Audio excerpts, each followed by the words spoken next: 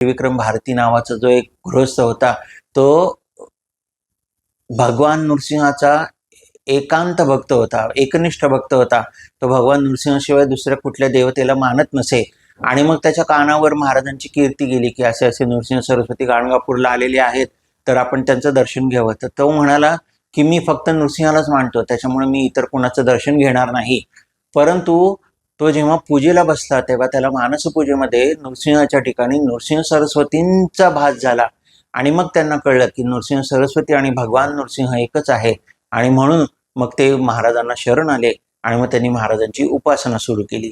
अशा प्रकारे महाराजांनी अनेक लीला केल्या.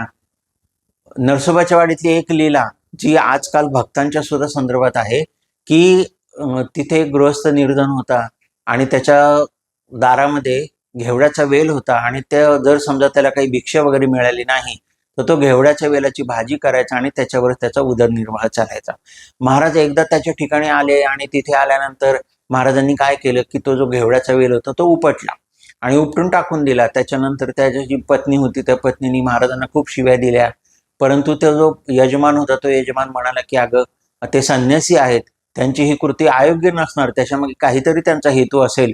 म्हणून मग त्यांनी काय केलं की आता नाहीतरी हा वेल आपण उपटूनच टाकलेला आहे तर तो मुळापासून उखडून टाकावा. म्हणून त्यांनी तो मुळापासून उखडून टाकण्याचा प्रयत्न केला तर त्याच्या मुळाजवळ त्यांना सोन्याच्या सुवर्णमुद्रांचा असा एक मोठा हांडा सापडला आणि त्यांचं दैन्य दूर झालं.